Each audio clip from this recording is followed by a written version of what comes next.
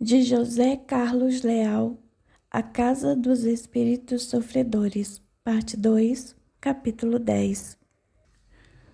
Um ator perdido no tempo. Eu estava muito satisfeito com o correr dos acontecimentos, pois notara a melhora acentuada de meu pai, não só por sua aceitação das ideias espíritas, como por sua melhora como ser humano. Ele se tornara mais compreensivo. Já podia falar em Deus quase com naturalidade, já que no passado, julgando-se ateu, este era um nome para ele impronunciável. Certa manhã, na hora do café, ele nos falou de suas mudanças. Vocês sabem, algo está acontecendo comigo. Algo de bom ou de mal? Perguntou minha mãe com curiosidade. Acho que é algo de muito bom. Que coisa é esta? Indagou minha mãe. Este meu encontro com o Espiritismo. Só lamento ter levado tanto tempo para encontrar esta doutrina maravilhosa. É impressionante como os nossos preconceitos impedem o nosso progresso. Agora que adquiri estes novos esclarecimentos, não quero mais perder tempo. Meu pai ainda falou algumas coisas e por fim deixou a mesa e foi para o trabalho. Eu estava feliz em ouvir aquelas palavras dele, pois elas indicavam uma mudança qualitativa que fazia de meu pai uma pessoa nova.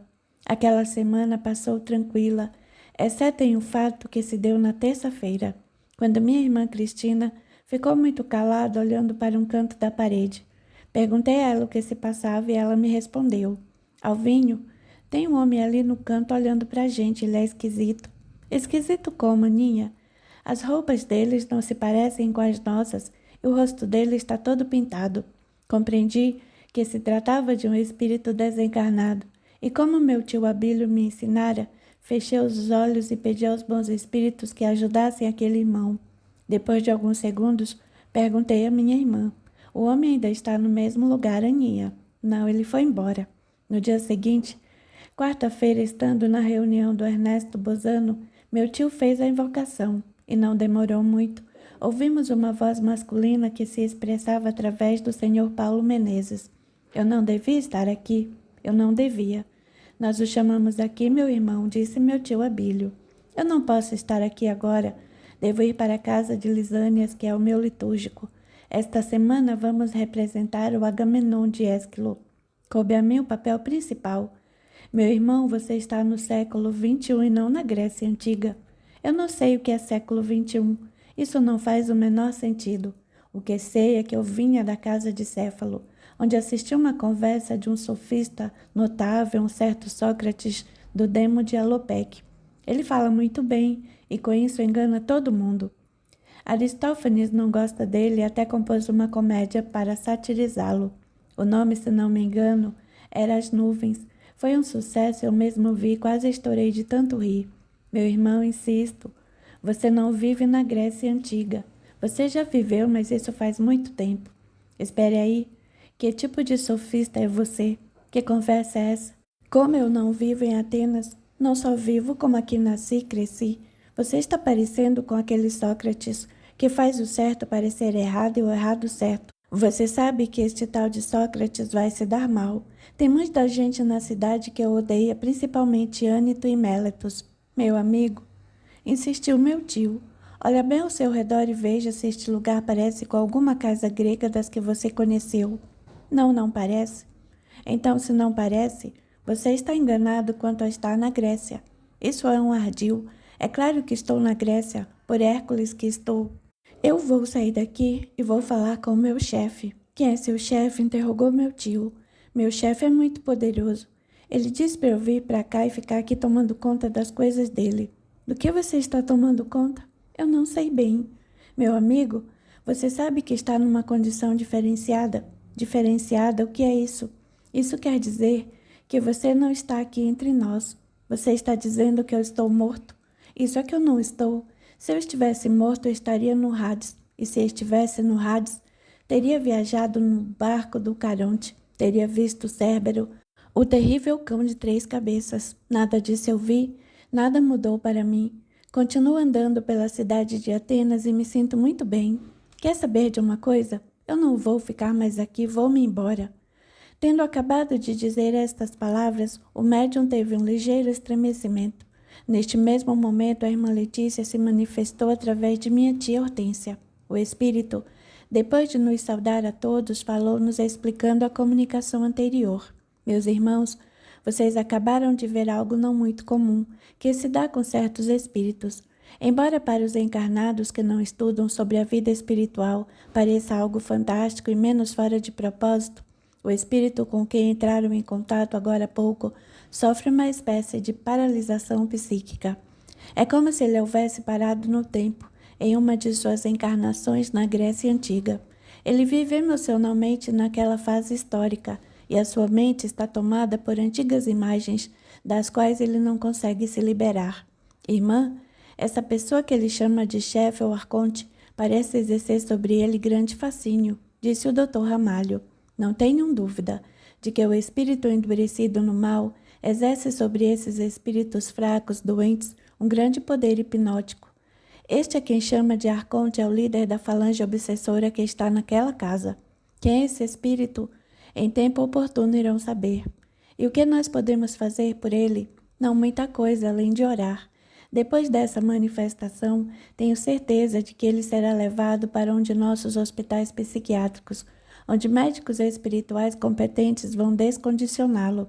Não faz muito tempo, um espírito muito amigo dele veio até nós interceder por ele, e seus rogos foram ouvidos. Minha irmã, o pouco que tenho estudado sobre a vida espiritual revelou-me que um espírito só pode ser ajudado caso peça auxílio dos espíritos superiores e se tiver merecimento. Nesse caso, não haveria uma ajuda compulsória a esse espírito? De certo modo, sim. O caso dele é muito interessante. Nessa última encarnação, na Hélade, ele não foi uma pessoa má. Ele está nesta situação não como castigo de algo negativo que tenha praticado, mas por ter adoecido depois de desencarnado. Adoecido como? Meu pai voltou a perguntar. Ele amou tanto a sua vida na Grécia Antiga como ator que resolveu negar-se e perdê-la. Foi então viver em uma comunidade espiritual que é habitada por espíritos oriundos da Grécia. Ali existem as diversas cidades gregas como Esparta, Atenas, Corinto e Tebas. São projeções ideoplásticas e assim encontrou o lugar adequado para alimentar suas fantasias. Há nesta história algo para mim muito estranho, minha irmã, falou meu pai. Do que se trata? Quis saber a irmã Letícia. Do tempo. Ele está distante de nós bem mais do que 2000 anos. É verdade. Entretanto, devo deixar claro para vocês que a noção de tempo no mundo material não é a mesma que temos no mundo espiritual. Em geral, o espírito desencarnado, vítima de perturbação, perde a noção de tempo e espaço. Em muitos castelos ingleses e na Torre de Londres, existem personagens históricos desencarnados que assombram aqueles locais e foram vistos por muitas pessoas, chamadas médiuns videntes. Muitos desses espíritos se encontram presos a esses lugares por mais de 1000 anos.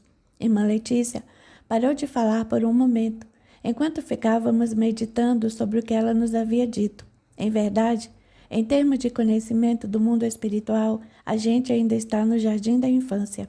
É verdade que o Espiritismo abriu para nós as janelas da espiritualidade, o que nos possibilitou ver um pouco além do que víamos antes de seu surgimento, no século XIX. Entretanto, a doutrina dos Espíritos trouxe para nós apenas aquilo que poderíamos suportar, no nível atual de nossos conhecimentos. Ainda estava imerso nesses pensamentos quando a irmã Letícia voltou a falar. Como vocês podem ver, a nossa tarefa é árdua, pois há muitos espíritos sofredores que necessitam de nossa ajuda e principalmente de nossa compreensão. Não esmoreçamos, portanto, confiemos em Jesus e continuemos com este trabalho. Capítulo 11. O demônio e o espiritismo. Em uma tarde de domingo, em que tio Abílio veio nos visitar, o assunto não foi outro, o espiritismo. Meu pai, cada vez mais entusiasmado, falou. Abílio, quando eu nada sabia do espiritismo, um amigo meu me deu de presente um livro que se intitulava O Espiritismo no Brasil, escrito por um padre chamado Boaventura. Eu conheço este livro, observou meu tio. Ele escreveu um outro, Umbanda no Brasil. Pois bem, li esta obra toda do início ao fim, e notei que se tratava de um ataque muitas vezes grosseiro ao espiritismo. Nele diz o padre que a maioria dos chamados fenômenos mediúnicos se dão pela ação do diabo. Você poderia falar-nos um pouco sobre o diabo e o espiritismo? Esse é um assunto longo. Temos a tarde e a noite para ouvi-lo. Está bem. Por sorte, acabei de escrever um livro intitulado Deus e o Demônio, segundo o Espiritismo. Legal, tio. O senhor vai publicá-lo? Perguntei. Não sei. Dependo apenas de encontrar uma editora. Por sorte nossa, os originais dele estão no carro. Alvinho, por favor, vai lá fora e pega na mala do carro um livrinho encadernado em espiral, parecido com um caderno ou com uma apostila. Está dentro de minha pasta. Está bem, tio, já vou. Fui ao carro, peguei o livro e o entreguei ao meu tio, que me agradeceu e nos disse: pronto, se a memória me falhar, tenho o livro como apoio. Vamos ver então esta questão que causa às vezes tanta polêmica no mundo religioso. Para a teologia católico-protestante, a existência do diabo é necessária para explicar como, em um mundo criado e governado por um Deus bom e justo, existe o mal. Não vou esmiuçar as sutilezas próprias dos teólogos. Vou me dedicar a examinar, primeiramente, a concepção de demônio no imaginário popular. Comecemos por seu nome. No folclore europeu, o demônio aparece com diversos nomes: o francês demon, o italiano diavoli e o espanhol diablo. O inglês devil são termos que podem designar o príncipe das trevas. Na literatura apocalíptica, o diabo é chamado de Satã, Belial e Beelzebul, cujos caracteres e funções às vezes são independentes. No folclore e na literatura medieval surgem algumas distinções de hierarquia, por exemplo. Lúcifer é o príncipe do mal, o grande rebelde, e Satã e outros demônios menores são seus servidores. Em geral, entretanto, essa diferença é rejeitada pela teologia, que parece defender a tese de que Satã e Lúcifer são uma única pessoa. Por fim, a tradição gnóstica aparecem nomes como Satanás, Satanael, Abaton, Asmodeus, Trífon e Sabatai. Há uma ideia bastante difundida segundo o qual o nome é a coisa. Esta concepção é muito antiga, e por causa dela é que no Decálogo se proibiu pronunciar em vão o santo nome de Deus, pois se banalizarmos o nome, acabamos também banalizando o que ele representa. A isso chamo de esvaziamento semântico. Algo muito semelhante acontece com respeito aos tabus linguísticos. Como vocês sabem, o diabo é também um personagem bíblico. Vamos ver com que nomes ele aparece nos evangelhos. O primeiro é Satã ou Satanás. Esta palavra se diz em hebraico Satã e em aramaico Sitiná. O seu sentido é o de adversário, opositor, pessoa que se coloca contra os projetos de outra. A próxima palavra é bastante conhecida nossa. Refiro-me a demônio. Esta é uma palavra não pode ser confundida com as anteriores.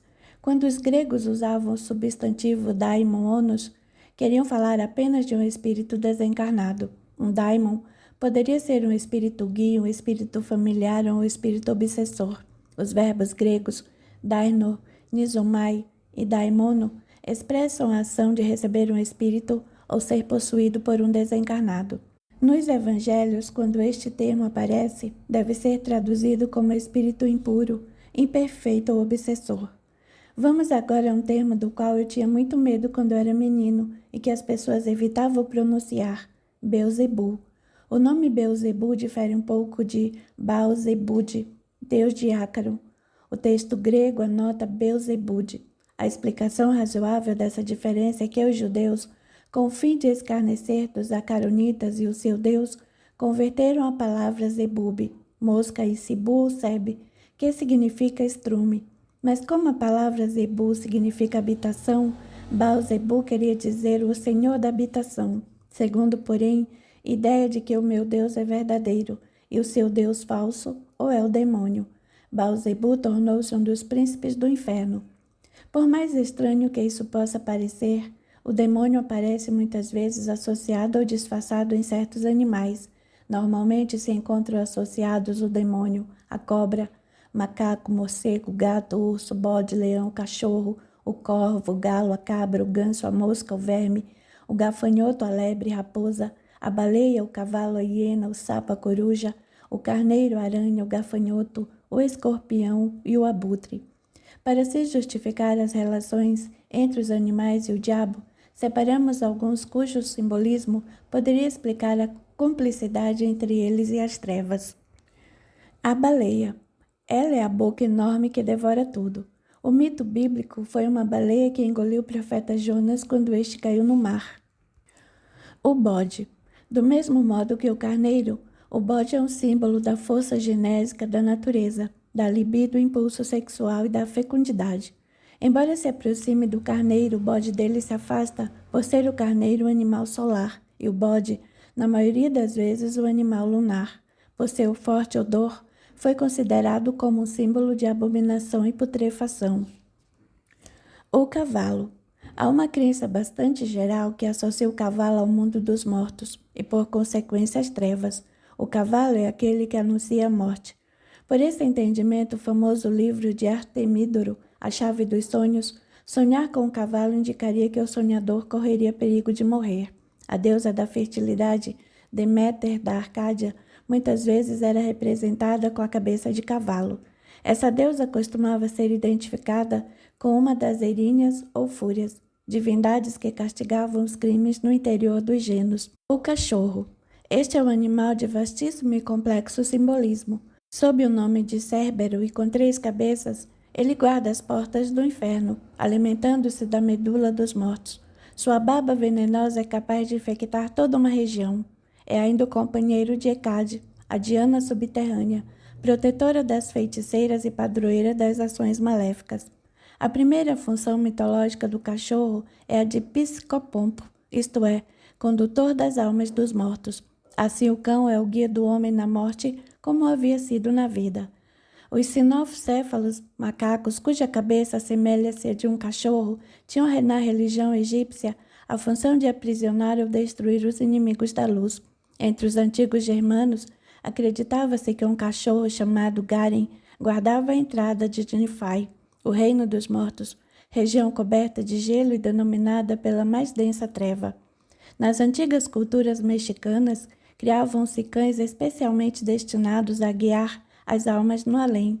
Assim, quando alguém morria, enterrava-se com ele um cachorro, de pelo amarelado, cor do sol, que caminhava junto da alma como Xolate, o deus cão, que acompanhava o sol quando ele descia do mundo para o mundo das sombras.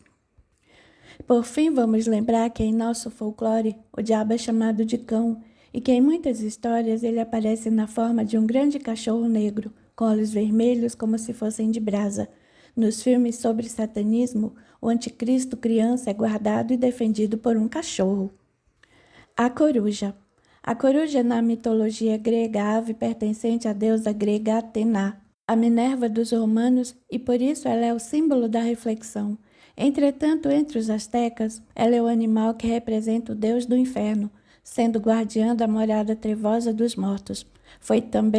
É um avatar da noite e das terríveis tempestades.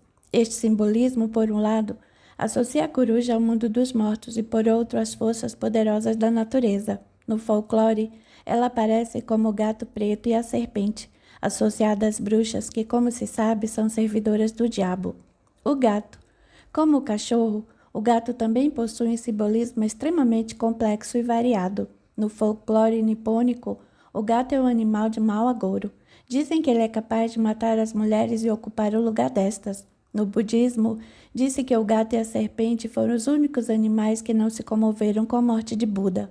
Essa associação entre o gato e a serpente faz desses animais signos do pecado e do abuso das coisas materiais. Na ilha de Sumatra, há uma tribo chamada Nias. Segundo esse povo, existe uma árvore cósmica que deu origem a todas as coisas. Os mortos, para alcançarem o céu, passam por uma ponte sob a qual está a profundeza dos infernos. Há um guardião de pé na porta do céu, que traz consigo o escudo e uma lança. O gato auxilia na tarefa de atirar no rio dos infernos a alma dos réprobos. Podemos acrescentar ainda no Antigo Egito, os gatos eram considerados como divindades, a ponto de, em 525 a.C., na Batalha de Pelusa, o exército persa de Cambises tomou o Egito levando gatos, que os egípcios não podiam matar. A deusa gata no Egito se chamava Bastet, a serpente. Historicamente, a serpente é um símbolo positivo e não negativo. Nas mais antigas mitologias, ela encontrava-se na origem da vida e simboliza a alma e a libido.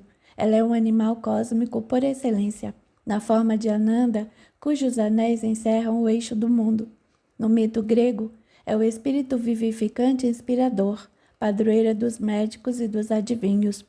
A serpente ainda se relaciona com as mulheres e, por consequência, com os cultos da fertilidade. Em algumas culturas, a serpente é tida como a responsável pela menstruação, pois esta resultaria de sua picada. Essa estranha concepção já aparece nas culturas pré-madeístas da antiga Pérsia. Na tradição rabínica, diz que a origem da menstruação está nas relações entre Eva e a serpente. Embora a cristandade tenha conservado da serpente o seu aspecto negativo e maldito, os textos sagrados se mostram ambíguos a este respeito, pois a mesma serpente que tira a vida também pode evitar a morte. No livro de Números lê-se: então, Deus enviou contra o povo serpentes abrasadoras, cuja picada matou muita gente em Israel. Veio então o povo dizer a Moisés: pecamos falar contra Lauve e contra ti. Intercede junto a Lauve para que ele afaste de nós essas serpentes. Moisés intercedeu pelo povo e Lauves lhe disse: faze uma serpente de bronze e a coloca em uma haste. Todo aquele que for mordido e a contemplar viverá. Moisés fez o que Deus lhe ordenara, e todo aquele que foi mordido olhava para a serpente de bronze e não morria. O vidente de Patmos se refere: foi expulso o grande dragão, a serpente antiga, o chamado diabo ou Satanás, sedutor de toda a terra habitada. A serpente foi expulsa para a terra e seus anjos foram com ela. É a partir daqui que a serpente perde os seus atributos positivos e torna-se um ser repugnante e associado claramente a Satanás. Ela se torna então tentador, responsável direto pela queda do homem. Toda sabedoria que na antiguidade se atribui à serpente é ilusória e perigosa, uma falsa sabedoria que leva à morte o espírito dos homens. Em A Nova Pomerânia, um bom demônio quis que as serpentes morressem e os homens, apenas mudando a pele, vivessem para sempre. Aconteceu, contudo, que o mau demônio, sabendo disto, reverteu o processo. É por isso que as serpentes mudam de pele e os homens morrem. No arquetipo do relato bíblico, a serpente aparece fazendo Adão, ou melhor Eva, acreditar que a árvore da morte era a árvore da vida. Ela própria, a cobra, por certo, comeu da árvore da vida. Assim a serpente é a mãe da mentira, a sedutora, aquela que não se pode confiar, a que ilude. Esses são traços do demônio. A aparência do demônio. O demônio também se apresenta na forma humana. Nessas ocasiões, os seus disfarces são variados. Pode aparecer como um velho ou uma velha, uma jovem atraente, um criado ou um nobre, um pescador, um caçador, um mercador, um sapateiro ou um camponês. No folclore brasileiro, ele se manifesta às vezes como um negro tocador de viola, sempre pronto a participar de um desafio ou como um excelente dançarino. Em muitos mitos europeus, o diabo toma a aparência de um monge, de um padre, de um anacoreta ou um peregrino. Quando aparece na forma de um filósofo, matemático, físico, alquimista ou gramático, apresenta um conhecimento sobrenatural e uma habilidade fantástica nos debates. Pode ainda se manifestar como um anjo de luz ou mesmo disfarçado. Por fim, ainda pode se manifestar na ordem natural invisivelmente. Em diversos mitos, o diabo aparece como ser deformado e a sua aparência exterior denuncia a sordidez de seu caráter. Assim o demônio é coxo, porque ao cair na terra expulso do céu, seus joelhos viraram para trás. Aqui uma forte influência do mito de Éfestos, filho de Zeus e Hera, que ao nascer, por causa de sua feiura, foi atirado à terra pelo pai, indo cair na ilha de Lemos e em razão da queda teria ficado coxo. O diabo possui outra face no traseiro, é cego, tem chifres e cauda, tem pés de pato, não tem narinas ou apenas uma, nem sobrancelhas. Seus olhos são quadrados e vermelhos ou emitem fogo, exalam um odor sulfuroso e provido de asas, inicialmente emplumados como as dos anjos e mais tarde como a dos dragões alados ou dos morcegos. Sendo um ser oponente da grande luz divina, o demônio é negro, sua pele é escura ou apenas suas roupas. Se aparecer montado, a sua montaria está escura. Em razão de estar associado com o fogo e com o sangue, não é raro que assuma a cor vermelha. Ocasionalmente, poderá ainda usar roupas verdes por causa de sua associação com a caça. A imagem do diabo como caçador É uma metáfora que aparece nas enciclopédias medievais, que o descrevem como o caçador de almas, e o verde é a cor tradicional da roupa dos caçadores. Há, porém, quem defenda a tese de que ele é muito bonito, mas de uma beleza cheia de maldade. Esta representação do demônio como ser belo fisicamente deve-se ao fato de Lúcifer ser tido um dos anjos mais belos que havia no céu antes da queda. Outra relação deve-se à identificação do demônio com os deuses célticos da fertilidade. O diabo ainda carrega uma espada de ferro e correntes, as quais agita lugubremente. O demônio, por fim, conhece os lugares onde existem tesouros enterrados, preside a sorte no jogo e os segredos da alquimia. Com isso, seduz os homens cobiçosos, que fazem pacto com ele para conseguirem fama e fortuna. O tempo e o diabo. Nas crenças populares, certas horas do dia estão carregadas de forças mágicas. A noite, principalmente, é o momento mágico por excelência. É nessas horas que as forças do mal e da escuridão caminham livremente. À noite, os vampiros saem de suas criptas para se alimentarem de sangue humano. Os lobisomens uivam nas encruzilhadas, cumprindo seu fado pavoroso. As almas dos mortos acordam e vêm visitar os vivos. As bruxas se reúnem em seus covis para adorarem Satanás ou dançarem nos sabás. Hécate, a pavorosa senhora das trevas, deixa o mundo das sombras e vem caminhar sobre a terra, acompanhada dos monstros Gorgo e Empussa. Em oposição à noite, o dia é o momento positivo em que a face de Deus sorri para o homem. A luz do sol destrói os vampiros, faz terminar o sabá das bruxas e interrompe a caça do povo pequeno nas clareiras da floresta. Há, porém, uma hora do dia em que o povo considera particularmente mágico, o meio-dia. Dizem que não se deve rogar a praga ao meio-dia, porque nesta hora os anjos se reúnem em coro para louvar a Deus. Exatamente ao meio-dia, terminam sua louvação e dizem amém. Assim, as pragas proferidas nesse horário recebem o amém, assim seja dos anjos, e por isso tem grande possibilidade de dar certo. Meio-dia é a hora em que Jesus foi crucificado e o momento em que Adão pecou. Os gregos silenciavam nesta hora porque era o momento em que o deus Pan adormecia e seria muito perigoso acordá-lo. Em Roma, este horário é o do descanso dos deuses silvestres fatigados. Nas florestas medievais, ao meio-dia, quem apurasse bem os ouvidos poderia ouvir a cavalgada sinistra seguindo o Wollstonecraft, o eterno caçador maldito. E ainda nessa hora, as mulheres de Creta eram perseguidas pelo demônio. Na Morávia, no meio-dia, o homem das águas sai de sua morada profunda para raptar crianças. Em Portugal, nesse horário, o homem das 7 dentaduras faz a sua ronda sinistra. Assim, o meio-dia é uma hora aberta em que o demônio se liberta e o mal ganha força quase incontrolável. Uma hora também muito rica em magia é às 6 da tarde, hora limiar entre o fim do dia e o início da noite. Nesse momento, os homens param seus labores e recolhem-se aos seus lares. Os pássaros buscam abrigo no aconchego das árvores. As cigarras cantam entre as ramagens. As montanhas verdes se tornam escuras e o sol se esvai como uma ferida de luz. Este momento do dia não é considerado negativo porque é a hora do Ângelus, isto é, o momento em que, segundo a tradição, Maria, mãe de Jesus, recebeu a visita do anjo que lhe deu o anúncio da vinda do Messias. A morada do diabo. Onde vive o diabo? A tradição cristã, calcada no modelo clássico do Hades greco-romano, coloca a região infernal embaixo da terra. Daí a prática popular de se mandar alguém que nos irrite para as profundezas do inferno. Na Idade Média, porém, a mansão do diabo ficava ao norte, origem da escuridão e do frio. Por esse motivo, as igrejas eram construídas voltadas para o leste. O norte fica sempre à esquerda da porta principal, e desse lado está sempre o demônio, esperando uma oportunidade para acatar. Por esse motivo, as pessoas não enterram seus mortos em lugares próximos ao norte. A rigor, no mundo medieval, o norte é a direção do inferno.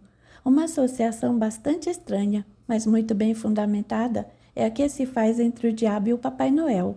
Ambos vivem na Lapônia e dirigem as renas, vestem casacos vermelhos, descem pelas chaminés e se sujam de fuligem. Usam grandes sacos. No caso do diabo, no saco estão as almas dos pecadores. Carregam bastões, deslocam-se pelo ar com a ajuda de animais, alimentos e bebidas, como vinho, são usados para suborná-los. Um dos apelidos do diabo é Velho Nick. Deriva diretamente do nome de São Nicolau ou Santa Claus. São Nicolau está relacionado com os cultos da fertilidade, também o diabo. Daí alimentá-los com frutos, torta e nozes.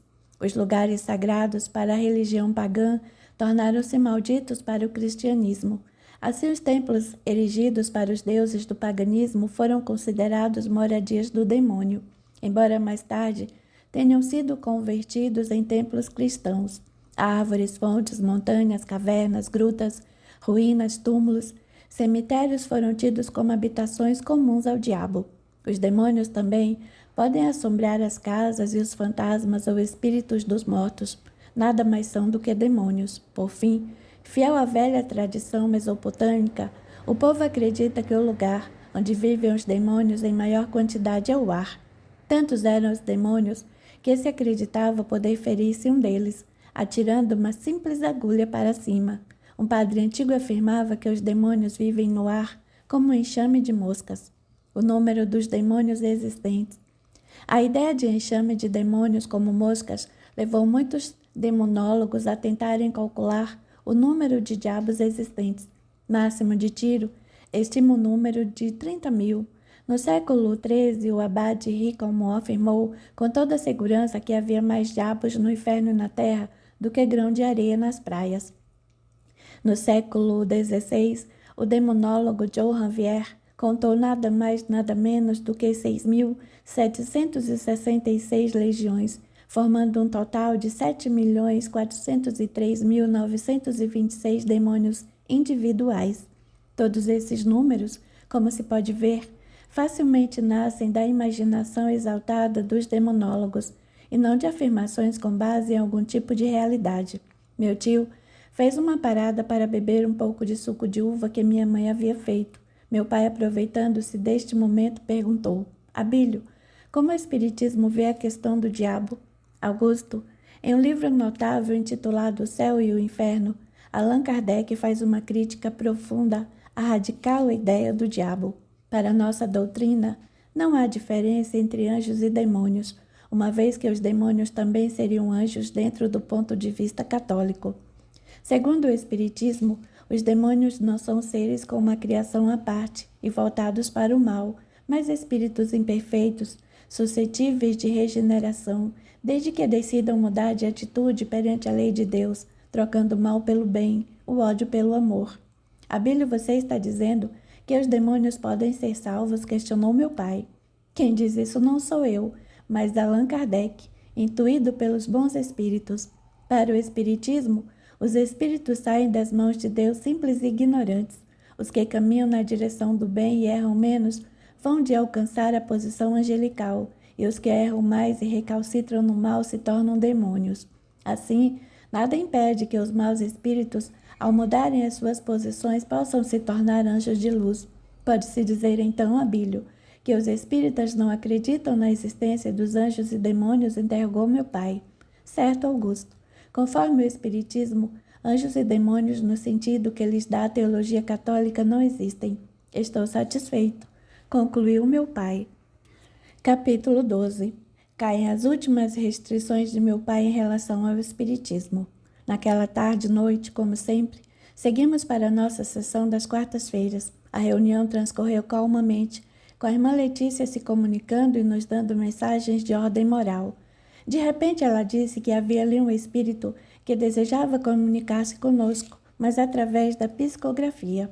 Fiquei muito atento, porque ainda não havia visto um médium psicógrafo em ação. Algumas folhas de papel em branco foram colocadas à frente de Julieta Martins, que, segundo já disse, possuía o dom de psicografar. Ela continuou muito calma e, com os olhos fechados, começou a escrever. A sessão prosseguiu e, ao final, o Dr. Ramalho, a quem havia sido entregue o material psicografado, passou a mensagem para o meu pai, dizendo apenas: é para o senhor. Meu pai guardou a mensagem para lê-la em casa, e essa mensagem que transcrevo aqui com a permissão de meu pai. Augusto, meu amado filho, por fim consegui permissão para entrar em contato. Filho, jamais perdi a lembrança daquela tarde de junho do ano de 1988, meu último dia sobre a terra. Eu me lembro de você, sentada ao meu lado, tendo suas mãos entre as minhas. Sua mãe chorosa à minha cabeceira. Que dia tão triste foi aquele! De repente eu me senti de pé, olhando para vocês dois e para o meu corpo lívido estirado na cama. O médico que veio me atender, o Dr. Samuel Goldstein, nosso amigo querido. Fora do corpo, eu estava desnorteado e de repente me vi em uma região inóspita, sombria, onde havia muita gente que se assemelhava a zumbi, caminhando a esmo. Estranhamente eu estava com fome e sede. Em minha memória confusa, lembrava-me do meu enterro e da missa do 7º dia. Não tinha dúvidas de que estava morto. Só não sabia o que fazer. Desamparado como uma criança que perdeu os pais, comecei a chorar convulsivamente. Os meus prantos dolorosos tinham como resposta os risos dos meus companheiros de sofrimento. A fome e a sede aumentavam consideravelmente. Minha cabeça doía fortemente. Não querendo mais ouvir aquela zombaria insuportável, saí correndo daquele lugar. Mas a região sombria não tinha fim. Por mais que eu corresse, estava sempre dentro dela. Na minha louca corrida, cheguei a uma espécie de caverna onde havia espessa vegetação, como as frutinhas roxas a pender dos ramos escuros. Morto de fome, estendi as minhas mãos para pegar os frutos. Entretanto, naquele momento, senti uma espécie de forte golpe na nuca e caí no chão lodoso. Olhei e vi na minha frente um monstro horrendo, que me dizia com voz indescritível: "Estas frutas são minhas. Sai daqui, miserável." Eu não podia competir com ele e saí espavorido, caindo e levantando daquele solo escorregadio. Ah, meu filho, você não pode imaginar como seu pai sofreu, como experimentou até o fim a taça de amarguras que me foi oferecida. Um dia, já não mais aguentando, lembrei-me de minha mãe, que era muito religiosa, ao contrário de mim, que zombava de suas crenças. Foi então que no fundo de minha alma veio um grito desesperado, um pedido de ajuda a Deus. Foi um grito angustiado, um grito cheio de desespero. Quase imediatamente, notei uma pequena luz que veio em minha direção. Ela foi aumentando gradualmente, até que vi claramente sua avó, Clarissa, sorrindo para mim e me estendendo a mão. Pela primeira vez, sorri e me acalmei. Quando voltei a mim, estava em uma espécie de hospital, onde médicos atentos cuidavam de mim com extremo e desvelado carinho. Já não tinha mais fome e a sede que me torturavam. Levei algum tempo me recuperando nesta casa de saúde, e quando consegui dar conta de mim mesmo e me lembrar de quem eu era, quis vir à terra para ver aqueles que eu havia deixado aqui, mas não me foi possível. Tive de esperar por algum tempo pela satisfação de meu desejo. Filho, implorei por esta oportunidade porque precisava avisar a você da necessidade de mudar de comportamento. Você se lembra do jeito que eu era? Como não tinha uma estatura filosófica para negar Deus, segundo as linhas do pensamento do materialismo clássico, eu dizia que acreditava, mas dizia da boca para fora. No fundo, eu processava uma forma de ateísmo muito mais grave do que aqueles que professam os verdadeiros ateus. Você se lembra de que eu era um amante das cervejinhas, das caipirinhas das churrascarias onde consumia grande quantidade de carne e de gordura? Fumava desbragadamente. Tive casos amorosos fora do casamento. O pior é que eu achava tudo isso muito normal. Entretanto, este comportamento tão normal foi a causa de minha morte. Para que você não eduque meus netos com os mesmos erros que incorri na sua educação, peço perdão a você pelos péssimos exemplos que lhe dei. Fico feliz por saber que você se aproximou do espiritismo, coisa que jamais me interessou, infelizmente. Assim suplico a você, meu filho, não mais se afaste desta doutrina de luz e de amor, pois nelas está a salvação das almas no melhor sentido desta palavra. Por agora é só. Até o nosso próximo encontro. Paulo Roberto Fonseca Teles. Meu pai acabou a leitura com lágrimas nos olhos. Virando-se para minha mãe, falou: "Rosa, Rosa, você ouviu?" Ouvi, Augusto. Era o seu pai mesmo. Sim, sem dúvida alguma. Aquela mulher que eu mal conheço não poderia saber tanta coisa a respeito dele, como as que estão nesta mensagem. Sabe, Rosa, como eu me sinto culpado. Culpado de quê, Augusto? De não ter me dedicado há mais tempo ao espiritismo. Como perdi tempo. Esqueça o tempo perdido e pense no tempo recuperado. Você agora é espírita, como diz o povo, antes tarde do que nunca. Você está certa, Rosa. Capítulo 13. A narrativa da irmã Letícia. Tudo começou em capela. Esta longa narrativa foi conseguida por meio da psicografia, em 8 sessões de trabalho, com a médium Julieta Martins. Transcrevo aqui na íntegra pela importância que ela possui para o nosso trabalho. Não faz muito tempo, meus irmãos, alguém me fez uma pergunta sobre quem era o espírito que lidera a falange de sofredores que assolam a casa de nossos amigos. Pois bem, chegou a hora de revelar o nome dele, que se encontra associado à minha própria história. Eu e ele viemos em um dos mundos que orbita em torno da estrela Capela, chamado Érodos. Em nossa última encarnação, ele era um grande sacerdote de um culto à nossa divindade máxima. O seu nome era Astérios e o meu Eudóxia. De agora em diante, para facilitar a compreensão desta narrativa, vou conservar estes 2 nomes, embora ao longo de nossas muitas vidas tivéssemos nomes diferentes. Em nossa última encarnação em Érodos, Astério era um grande mago que possuía notáveis faculdades mediúnicas, que ele recebera para usar em favor do próximo. Ele, entretanto, usava tanto as faculdades mediúnicas como seu conhecimento de magia para saciar a sua sede de poder. Antes de continuar esta narrativa, devo dizer o que estamos chamando aqui de magia. Chama de magia a crença na existência em nosso redor de entidades espirituais benéficas ou maléficas. Através de determinadas técnicas, o mago acredita poder dominar essas energias espirituais para colocá-las ao seu serviço. Na magia, existem 2 formas, direta ou indireta, de que se utiliza. O mesmo se dá na Terra, uma vez que foram os capelinos que trouxeram para este planeta os conhecimentos mágicos.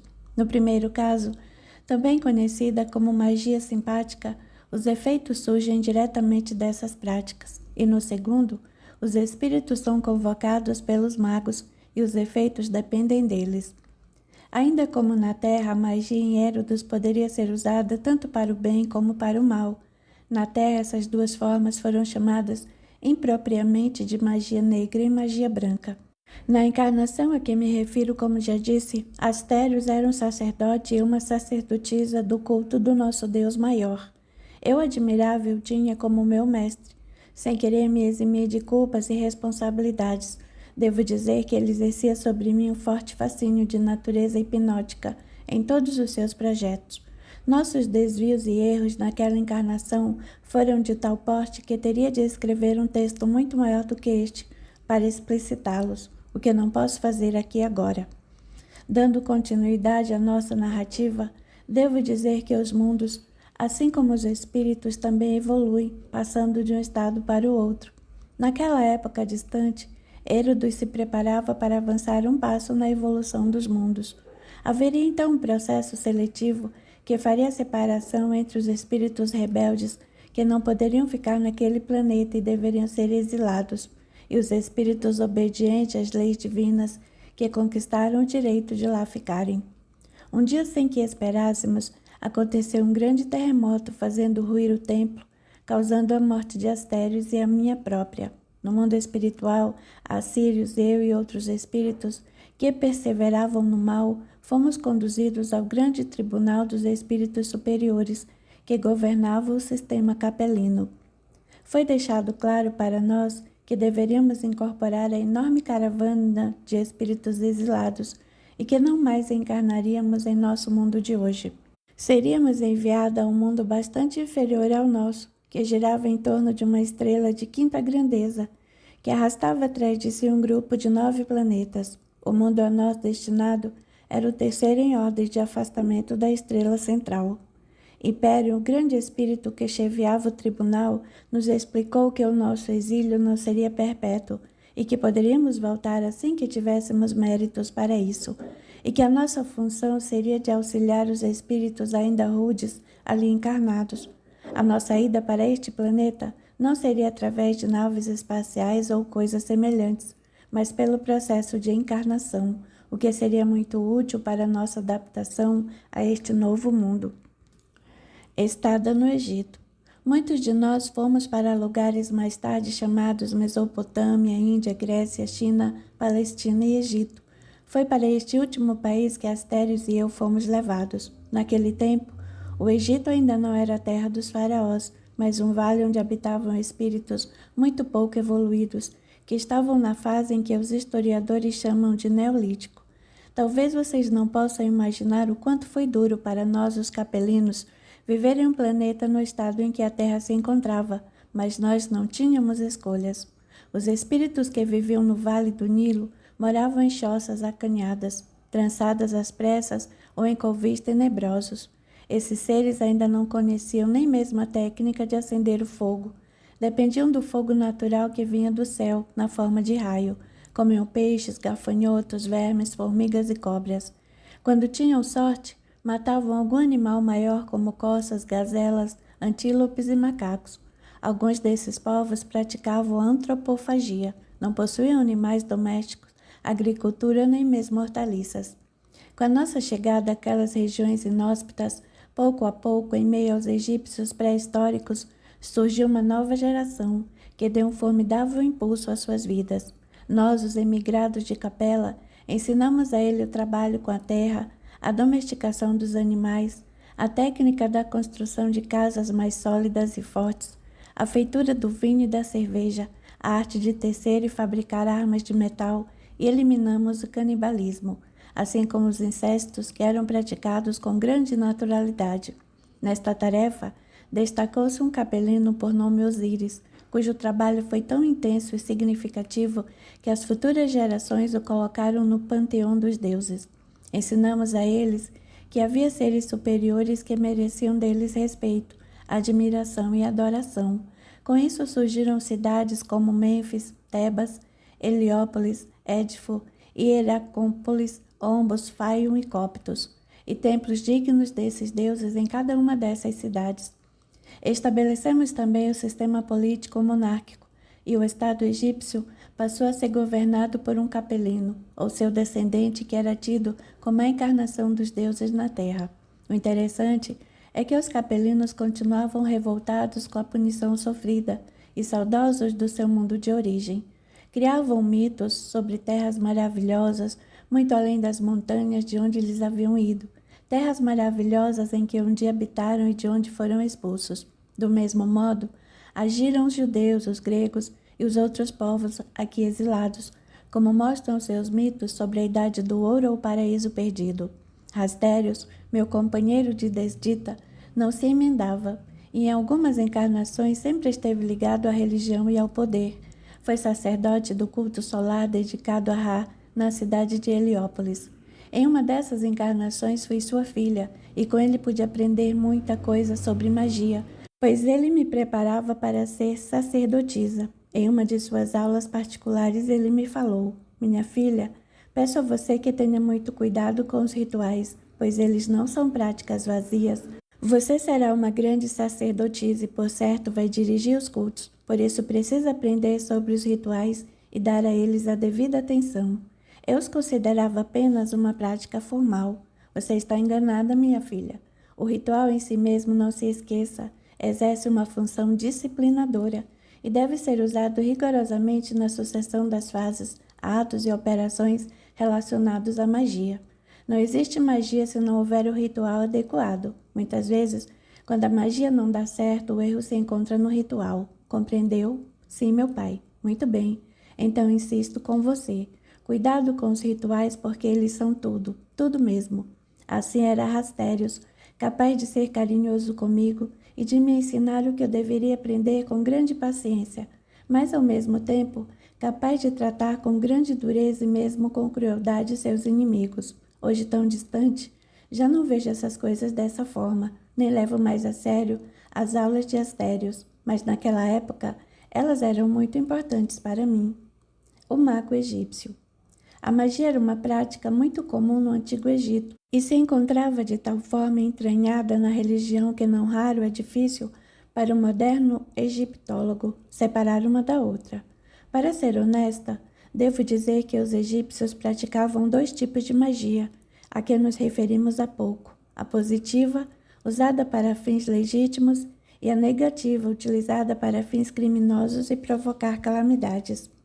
Em diversos textos egípcios antigos existentes entre vós, encontram-se várias narrativas em que se vê, com grande frequência, a magia se tornar servidora da religião e muitas vezes aparece ao lado das mais exaltadas e sublimes concepções espirituais. A técnica principal da magia egípcia estava relacionada com o poder das palavras. Meus amigos, as palavras têm força, pois elas são o veículo do pensamento. Ainda precisamos dela para nos expressar. Em mundos mais evoluídos, em planetas mais adiantados, a comunicação se faz de pensamento para pensamento, através da telepatia. Assim, quando uma pessoa fala mal de alguém e se refere a outro com ódio ou amaldiçoa, essa energia não atinge apenas a pessoa a quem a agressão verbal é dirigida, mas também aqueles que a escutam, multiplicando-se assim a força da carga malévola. Desde que a palavra fosse pronunciada de certo modo e obedecendo ao ritual, os resultados pretendidos seriam alcançados. No Antigo Egito, as palavras poderiam também ser escritas em rolos de papiros, pedras preciosas, pedras comuns e também tabletes de barro.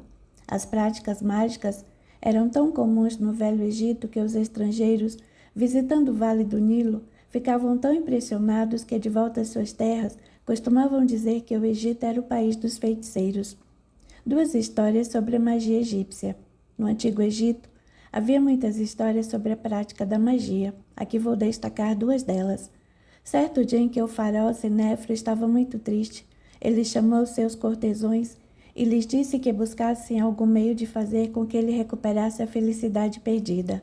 Os nobres imaginaram jogos, danças, músicas e espetáculos dramáticos, mas nada disso devolveu alegria ao rei. Como os nobres nada conseguiram, ele mandou que fossem buscar Tchá-Tchá, em Anki, o grande mago da corte. E quando ele estava na presença do rei, este lhe disse: Amigo, minha alma se entristeceu como jamais esteve antes. Pedi ajuda a meus cortesões, mas eles em nada puderam ajudar. E você o que pode fazer por mim? O sacerdote passou algum tempo em silêncio, como se estivesse meditando, e por fim falou: Majestade, sua alegria voltará quando velejar de um lado a outro do lago e contemplar os belos bosques que por lá existem.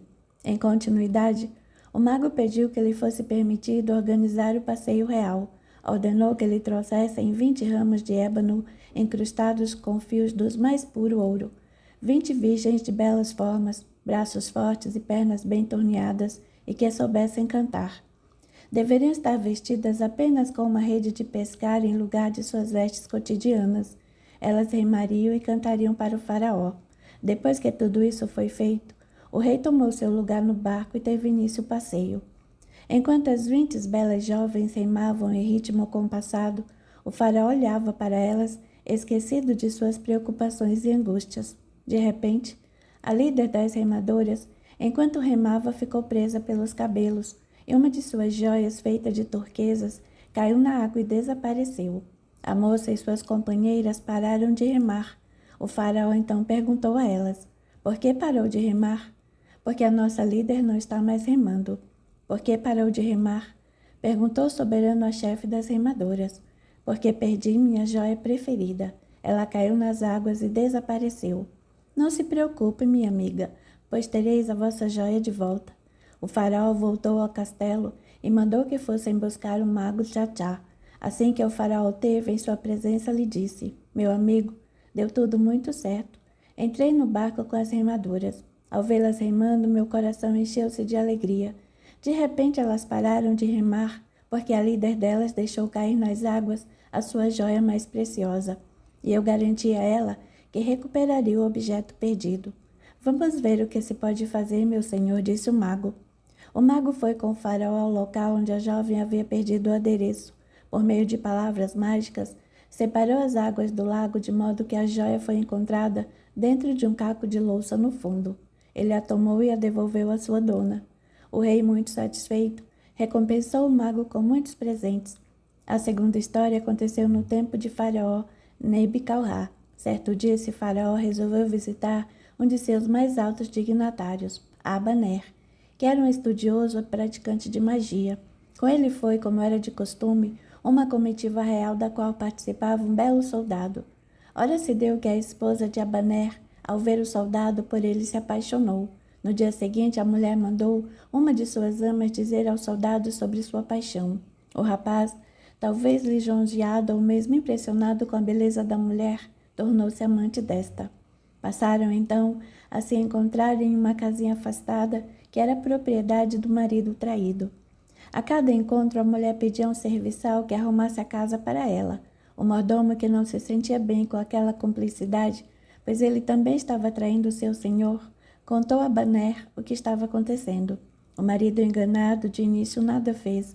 Mandou apenas que o serviçal fosse à sua casa e trouxesse de lá uma caixa que estava dentro de um armário. O homem fez o que lhe foi pedido e, trazendo a caixa, entregou ao seu patrão. A Baner tomou uma quantidade de cera que estava dentro da caixa e com ela fez um crocodilo com mais ou menos 2 palmos de tamanho. Em seguida, disse algumas palavras sobre o animal e depois ordenou a ele: quando o homem fosse lavar nas minhas águas, agarre-o. Feito isso, mandou que o mordomo ficasse de atalaia e, quando viesse o soldado para tomar banho, atirasse atrás dele o crocodilo de cera. Dias depois, a mulher mandou que o mordomo preparasse a casa para mais um de seus encontros. Ele, sem despertar suspeitas, obedeceu como sempre. O soldado chegou de manhã bem cedo e ficou até o sol se pôr. Aí ele saiu de casa e foi banhar-se no rio. O mordomo aproveitou quando ele entrou na água e atirou atrás dele o crocodilo de cera. Mal a imagem caiu na água, transformou-se em um enorme crocodilo, que, pegando o homem, mergulhou com ele para o fundo do rio. Então a Baner convidou o faraó para um passeio juntos, quando ele veria uma coisa maravilhosa que acontecera em seu reino sem que ele soubesse. O faraó ficou muito interessado e saiu com seu funcionário pelas margens do Nilo. Em certo lugar do rio, a Baner parou e conjurou o crocodilo a aparecer. Ele veio trazendo consigo o soldado atravessado na boca.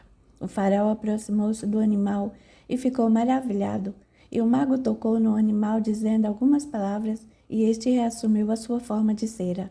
Finalmente, ante os olhos espantados, o mago recolocou o animal na água dizendo: leve o que é seu. A figura do crocodilo assumiu de novo a antiga forma e mergulhou com o homem. A escola dos hierogramatas.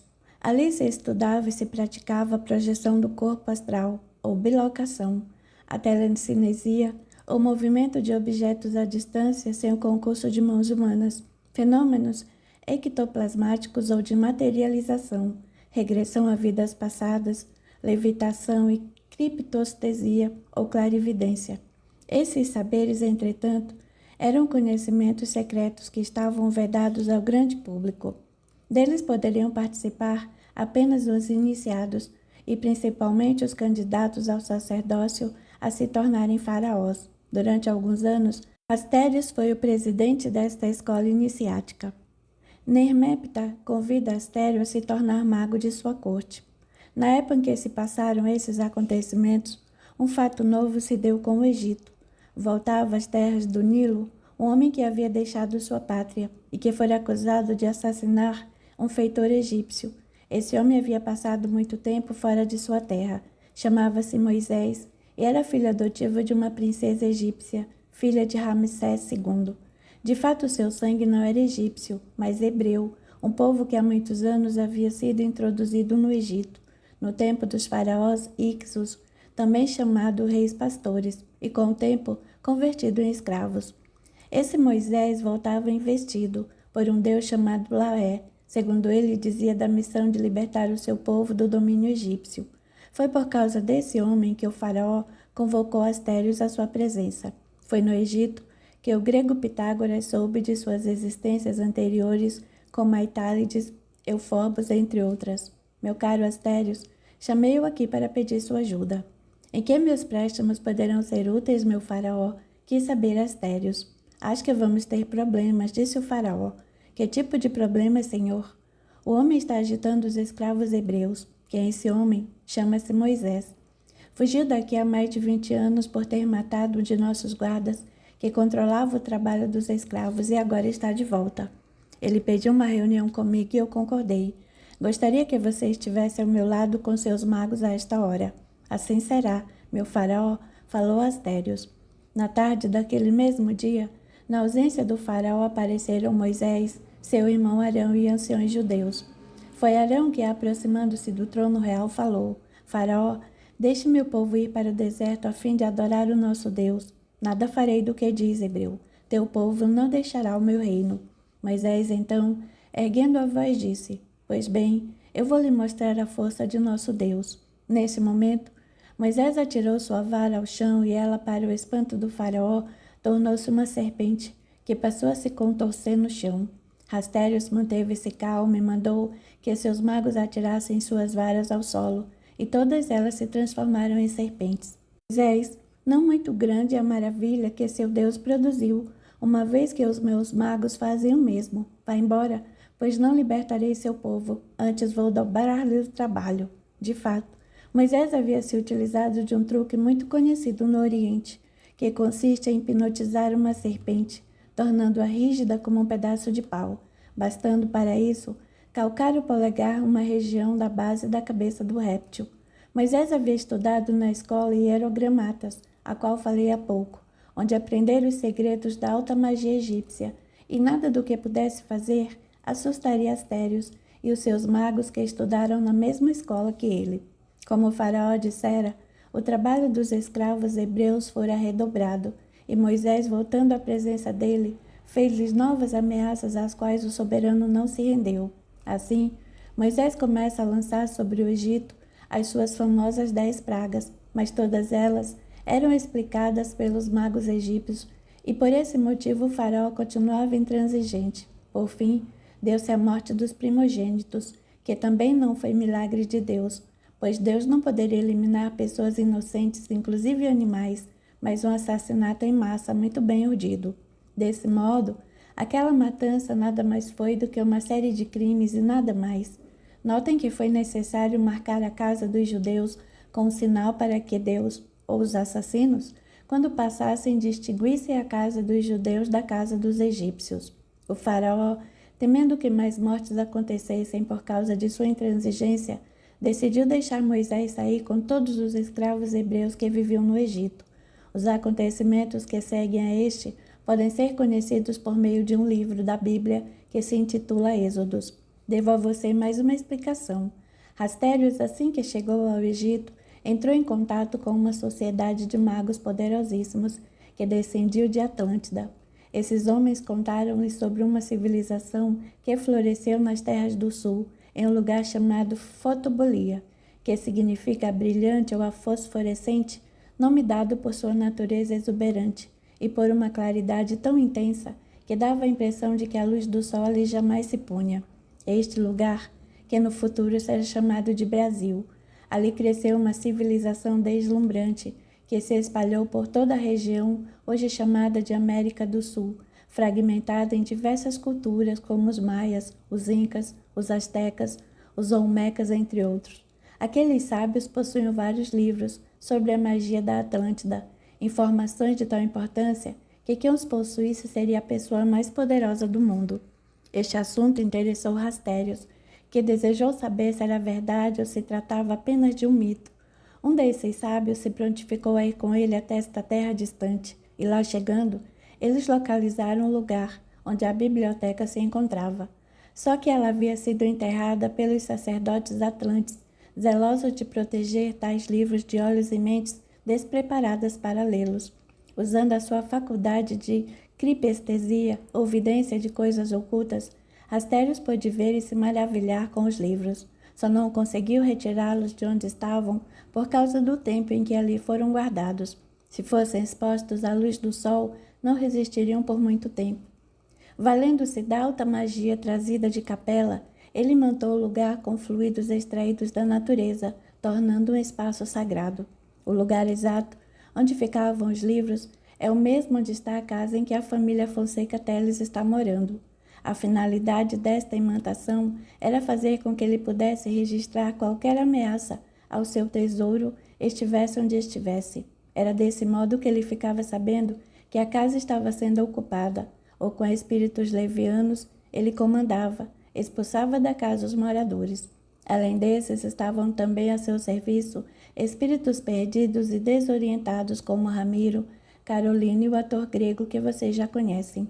Assim ele imaginava-se dono da casa, quando em verdade a casa que era dona dele, pois impedia que ele caminhasse na direção dos mundos maiores. Um dia teve vontade de ir ao lugar de seu tesouro para ver como estava e se não corria perigo. Assim, logo depois da partida de Moisés para o deserto, Astérios pediu permissão ao faraó para seguirem uma viagem à Fenícia. Os fenícios, naquela época, eram os maiores navegadores do mundo e costumavam vir até a América do Sul em busca de metais preciosos, madeiras odoríferas e aves raras. Naquela ocasião, perguntei a ele: Pai, você tem mesmo de fazer esta viagem? Sim, minha filha. Eu sentirei muito a sua falta, falei com sinceridade. Aqui no templo, minha filha, não correrá o menor perigo. Espere-me que voltarei. A decisão de meu pai era inabalável. Em uma tarde de primavera, ele partiu para Sedã, de onde navegaria rumo à terra desconhecida. O que eu não sabia naquela época era a relação existente entre meu pai e as terras do Brasil. Ele jamais me revelou a verdade sobre aquela viagem. Passaram-se 2 anos sem que eu soubesse o paradeiro dele. E um dia, quando eu estava dormindo em meus aposentos, sonhei com ele me dizendo que chegara ao seu destino. Entretanto, havia sido morto pelos habitantes daquela terra. Foi a última vez que vi meu pai naquela encarnação. Ainda vivi algum tempo na condição de sacerdotisa do templo, mas meu pai havia feito naquela encarnação muito mais inimizades do que amizades. E embora ele estivesse certo de que eu estaria segura no templo, de fato eu não estava. Minha vida sem meu pai tornou-se um verdadeiro inferno. Um dos sacerdotes de Amon-Ra, chamado Abu Refaim, desejou se casar comigo. Eu não gostava dele e unir-me a ele seria a última coisa que eu faria neste mundo. Após o 3º ano de partida de meu pai, o templo achou que já era hora de eleger um novo sumo sacerdote, e o escolhido foi Abu Referim. Não demorou muito, eu fui acusada de alta traição e de passar para o clero de Tebas informações preciosas de nosso templo. Nada disso era verdade, o que não impediu de receber o beijo da morte, dado pela deusa serpente Metsequer, a Senhora do Silêncio. A execução se deu 2 dias depois da sentença ser promulgada. Levada ao Poço das Serpentes, ali fui atirada, e os beijos mortais se sucederam até que fechei os olhos para as coisas deste mundo. Assim que deixei meu corpo de carne, não tive medo, e nem me espantei pelo fato de me ver, olhando para o meu corpo deitado no mármore frio, cercada das áspides que ali viviam. Fiquei ali por longo tempo, como se estivesse presa aos meus despojos. Não sei quanto tempo passei assim. Quando voltei ao domínio de mim mesma, estava em uma casa de mumificação, olhando o que estava sendo feito com meu corpo. Um dos raros amigos de meu pai, um médico por nome Sinarue, conseguiu meu corpo e foi ele que o levou para ser mumificado. Então o paraquista, o primeiro profissional a interferir no processo de mumificação, aproximou-se de mim. Ele portava uma longa e afiada faca de obsidiana. Ele chegou bem perto do meu corpo e fez uma abertura mais ou menos larga no flanco direito de meu cadáver.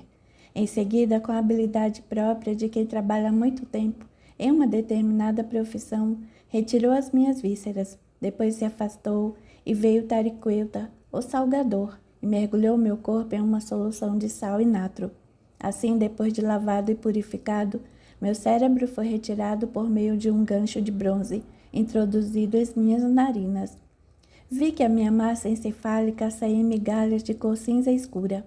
O cérebro, ou o que restou dele, foi atirado ao lixo, uma vez que para os egípcios o cérebro não possui grande importância. Meu coração também foi retirado e colocado à parte cuidadosamente, uma vez que em nossa religião esse órgão possui uma profunda importância. Tudo que foi retirado de meu corpo foi colocado nos vasos canopos. Terminada essa parte, meu corpo foi desidratado, enfaixado e por fim levado para ser enterrado. Sim, eu estava morta, e disso não poderia ter mais a menor dúvida. Estava confusa, porque não via as coisas que o livro dos mortos nos contava que aconteciam com os desencarnados.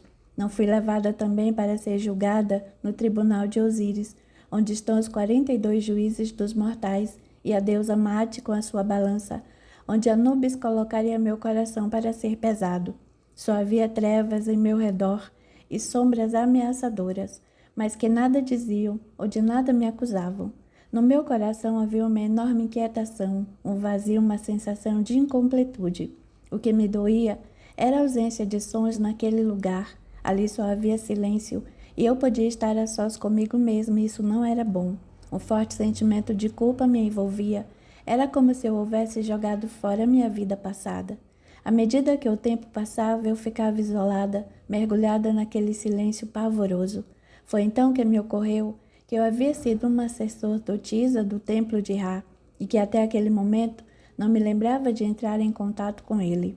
Nesse instante, do fundo de minha alma supliquei: Ra, Senhor de todas as coisas, tu que brilhas sobre os justos e os injustos, tu que alimentas a vida em todas as suas manifestações, vinde ao meu auxílio, pois de ti estou muito necessitada. Lembra-te de mim, Senhor, e visita-me na minha aflição. Grito e ninguém me escuta, suplico e não sou atendida.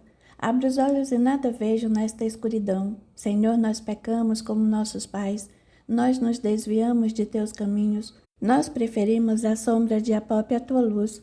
Salva-me das mãos de meus adversários, livra-me do poder de meus inimigos. Vem, Senhor, iluminar a treva insuportável que me envolve. Mal eu havia terminado a prece, um ser luminoso apareceu e me falou com bondade. Minha filha, Ra ouviu as tuas preces e me enviou para cuidar de ti. Eu que estava de cabeça baixa por causa do excesso de luz que vinha daquele espírito, levantei a cabeça e emocionado reconheci. Mãe, é você? Sim, minha filha. Ouvi teu chamado angustiado e vim buscar-te. Minha mãe sofrera muito com meu exílio para a terra, mas não puderam impedir que isso acontecesse, porque eu havia concorrido decisivamente para me afastar dela. Fui levada para o plano espiritual, onde tive uma longa e proveitosa conversa com minha mãe. Ficou então acertado que eu deveria me dedicar a uma longa reciclagem para rever conceitos e modificar a minha vida espiritual. Durante muito tempo, eu não sei quanto com exatidão, fiquei trabalhando na assistência de espíritos sofredores que chegavam à nossa colônia e participando de caravanas que iam às regiões sombrias para resgatar determinados espíritos que por lá sofriam. Era um trabalho árduo, mas de fundamental importância para mim. Quanto a Rastérios, soube que fizeram uma escolha bastante equivocada, decidindo não mais encarnar e ficar vivendo no astral inferior, comandando falanges de espíritos obsessores, mas sem se esquecer do tesouro que ele considerava seu. Uma nova oportunidade na carne. O tempo passou e um dia minha mãe me chamou e me disse sem esconder a alegria na sua voz: Filha, por fim, consegui que você voltasse a viver na terra. Será uma experiência dura e muito difícil. Quero deixar claro para você que não será obrigada a aceitar esta experiência. O que você me diz? Aceito, mãe, pois necessito recuperar o tempo perdido e ser liberada para voltar ao nosso planeta de origem. Isso só depende de você, filha. Como minha mãe me dissera, eu logo fui chamada para planejar aquela encarnação. Nasceria na Palestina, em uma família muito rica, formada em sua maioria por saduceus. Nasceria um corpo masculino, experiência que na terra ainda não havia tido. Cresci estudando a lei de Israel com os mais sábios rabinos daquela época. Havia, porém, algo na lei de Moisés que não me satisfazia completamente. Por isso, sofria certa inquietude, um desassossego para mim inexplicável. Uma tarde, um amigo meu, por nome Geriel, saduceu como eu, encontrando-se comigo em Jerusalém, perto do tanque de Siloé, me falou como quem me contasse uma grande novidade. Meu caro Salatiel, por onde tem andado? A mim é lícito perguntar-lhe a mesma coisa, pois não o vejo faz algum tempo, disse em tom de brincadeira. Ora, eu não saio de Jerusalém. Você sim. Disseram-me que andava por Jope. É verdade? Interrogou-me meu amigo. Sim, estive por lá cuidando dos negócios de meu pai. Falei, mas não disse que tipo de negócios. Então é por isso que não temos nos visto. Sim, por certo. Você já sabe das novidades aqui por Jerusalém? Que novidades são essas? Perguntei interessado. A maior delas todas. Há um novo pregador, um galileu de uma aldeia chamada Nazaré. O nome dele é Jesus. E que tem ele de tão especial? Ele é um mestre, sem ter ido à escola e nem mesmo frequenta o templo. Um mestre sem ir à escola? De fato é muito interessante. E qual é o núcleo de sua pregação que diz ao homem? Ele fala do reino de Deus, que às vezes ele chama de reino dos céus. Aquela resposta me deixou preocupado.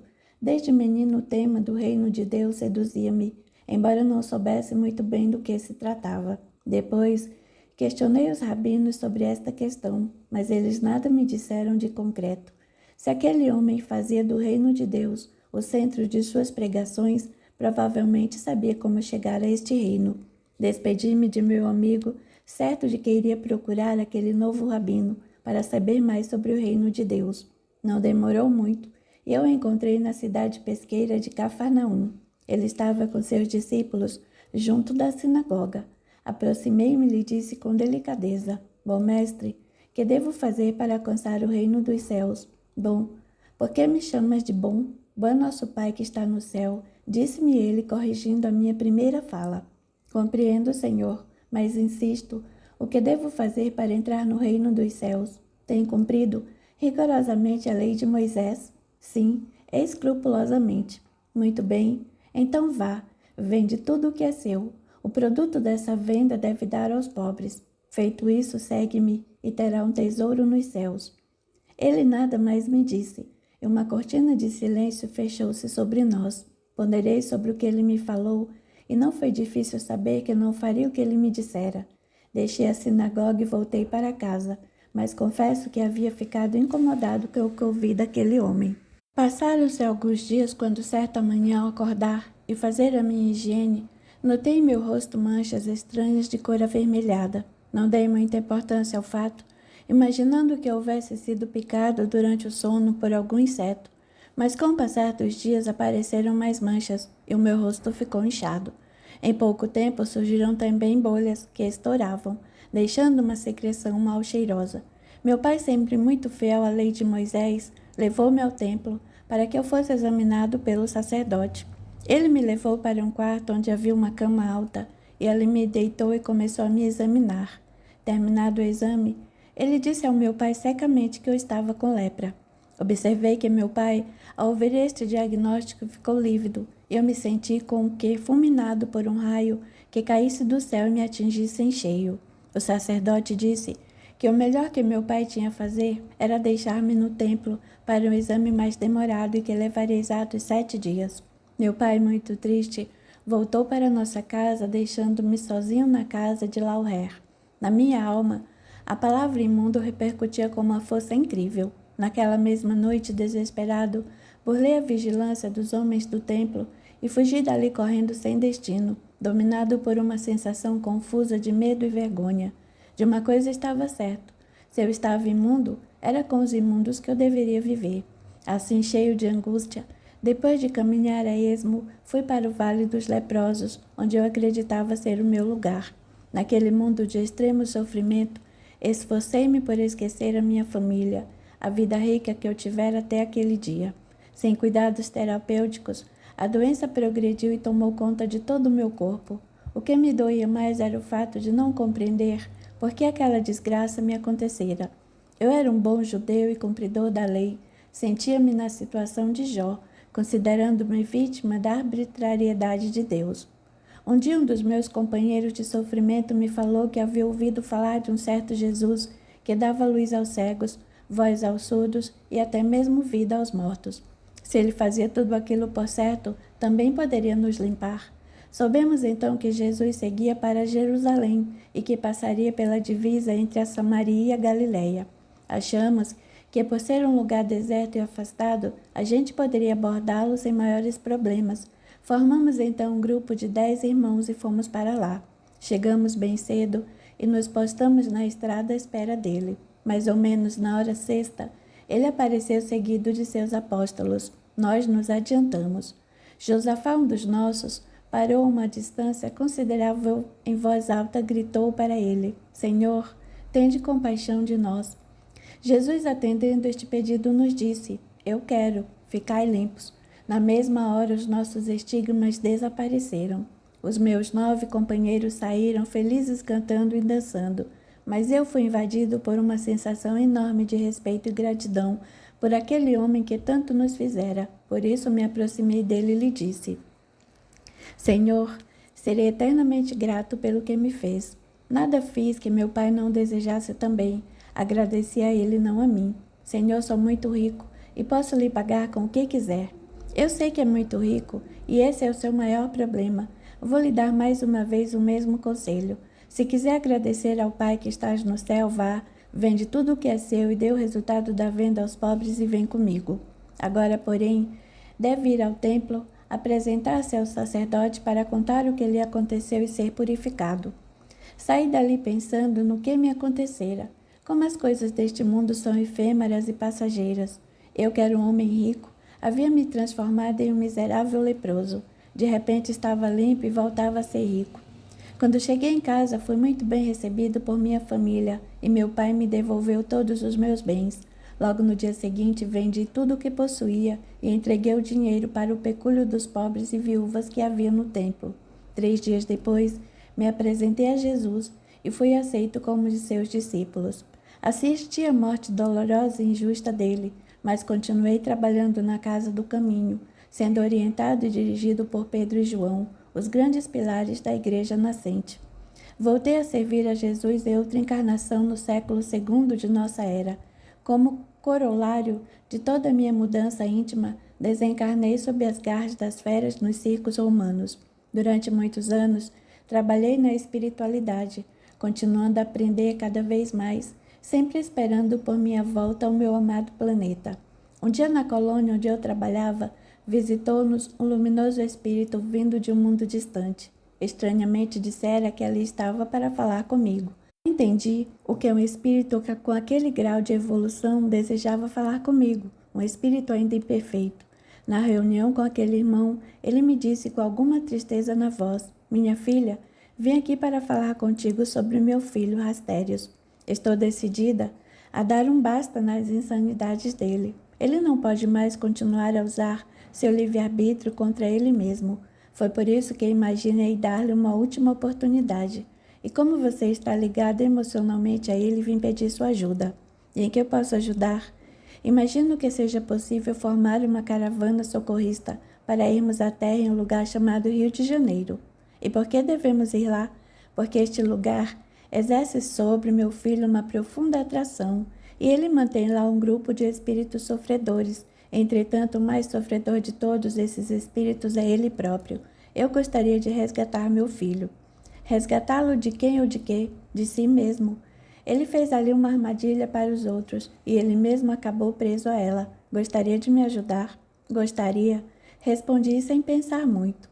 Penso que assim fica explicado o motivo de eu estar aqui, me valendo da cooperação de vocês, para auxiliarmos este espírito desviante e se voltar para o caminho do amor e da luz. Rastérios fica sabendo da nossa ação na casa que acreditava ser sua. Em um lugar tenebroso, nas regiões mais profundas do umbral, onde fui levado em sonho pela irmã Letícia, existe um castelo cercado por arbustos espinhosos. Dali, desce um riacho de águas escuras e lodosas. Neste castelo vive Astérios, com uma corte de espíritos infelizes e sofredores. Uma tarde, Astérios recebeu em seu castelo um de seus colaboradores, que trabalhava fazendo uma espécie de coordenação com os espíritos que ali habitavam. O espírito, que se chamava Átila, vinha dar ao seu senhor notícia sobre a casa e seus novos habitantes. Muito irritado, Astérios ouviu as informações de Átila e por fim falou: "O que me diz, Átila? Fomos atacados e vocês foram incapazes de neutralizar. Jamais vi tamanha incompetência. Não foi um ataque honesto de gente, algo que se esperasse, mas uma iniciativa covarde. Tudo começou com o espírito poderoso que trouxe com ele muitos soldados que cercaram a casa com um ralo de luz terrível que nos faz muito mal. Aos poucos foram retirando de lá alguns de nossos colaboradores e levando-os para não sei onde. Átila, você está me dizendo que o grupo que você dirigia não se encontra mais lá, que o lugar está desprotegido? Sim, quase não temos mais colaboradores naquela casa. Eu não estou acreditando no que estou ouvindo. Como é possível meia dúzia de espíritos vindos de não sei onde conseguirem dar cabo das forças que lá estavam? Perdão, Senhor, mas não são qualquer espíritos que lá estão. São muito fortes e trazem armas que neutralizam as nossas. Neutralizam coisa nenhuma. O que acontece é que estou cercado de idiotas como você e os seus soldados. Senhor, perdão. Perdão coisa nenhuma. Você sabe como aquela casa é importante para mim. Eu não sei onde estava com a cabeça quando eu escolhi para a missão tão importante. Você é um animal, está ouvindo? Você é um animal. Sai de minha presença. À medida que Astérios dizia essas palavras, Átila ia perdendo a forma humana e se transformando em algo semelhante a um lobo ou a uma hiena, e saiu pela porta ainda aberta com o rabo entre as pernas. Dominado pela ira, Astérios falou: já que vocês para nada servem, eu mesmo vou cuidar do que é meu. Locusta, Locusta, venha cá.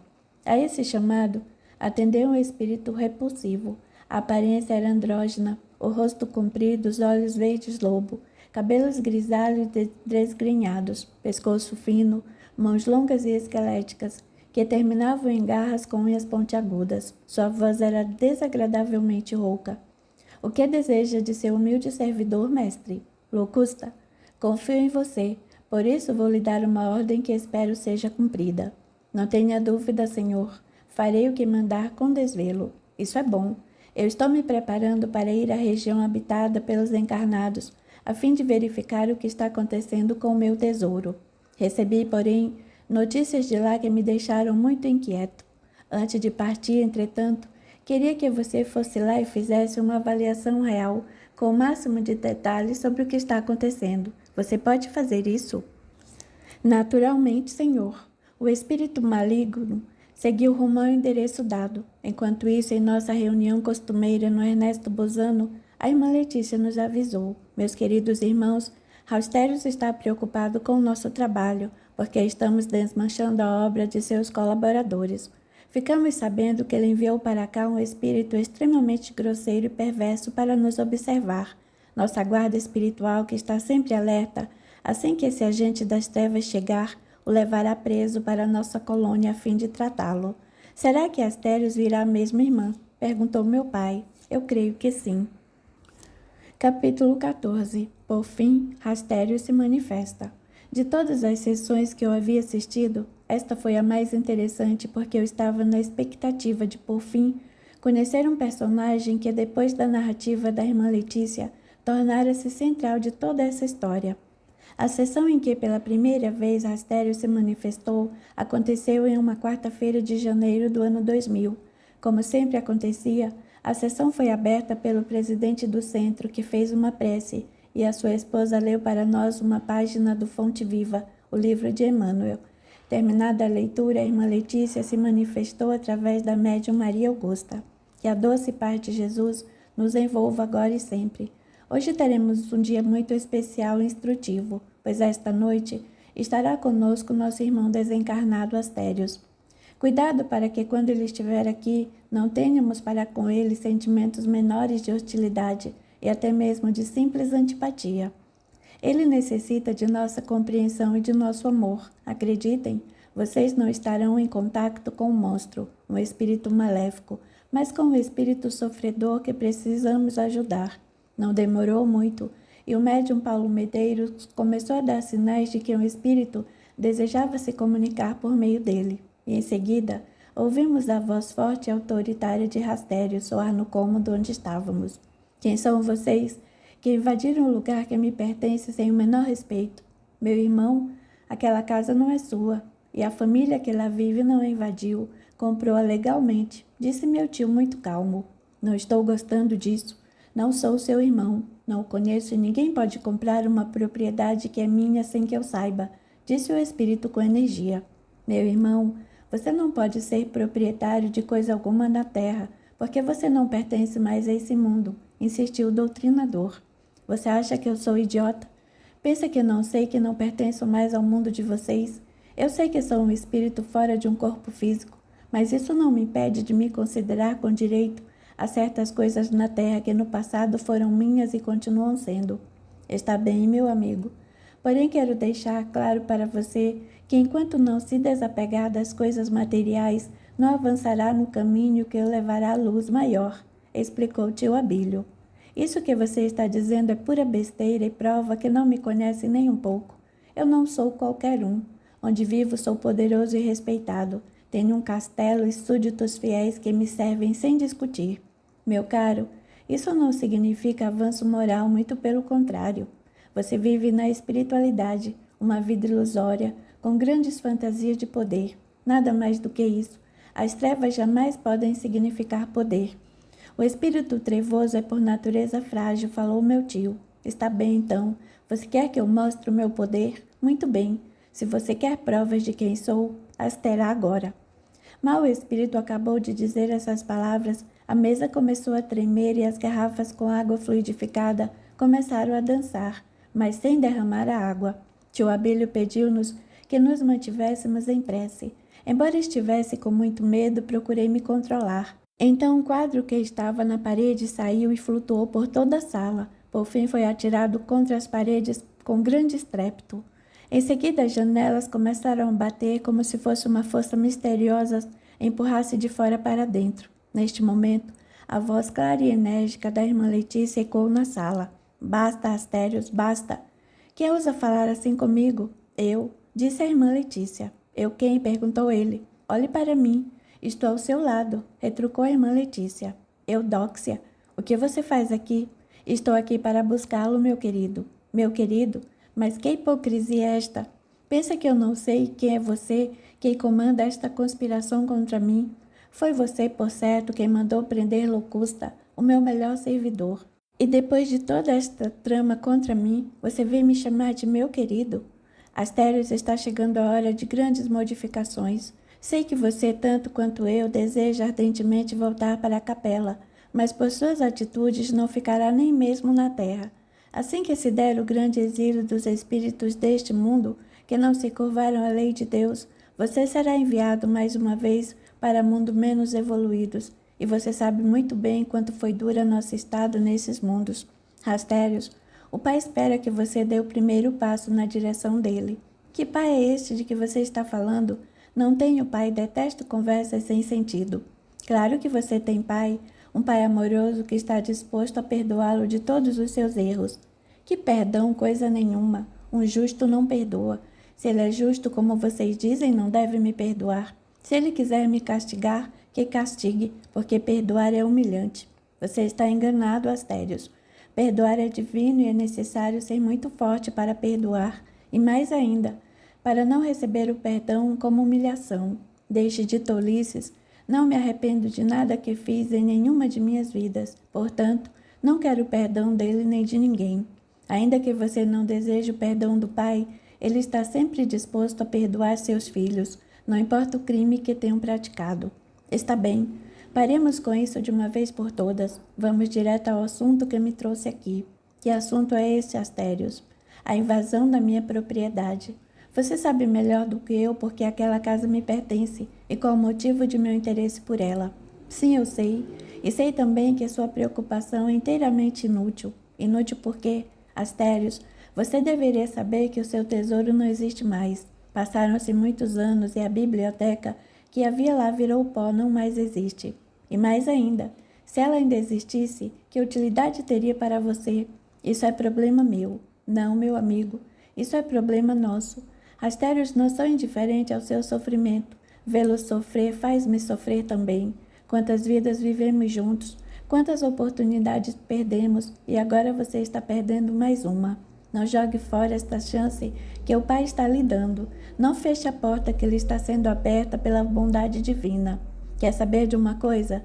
Já estou cansado de tanta conversa fiada. Vou-me embora, tenho mais o que fazer.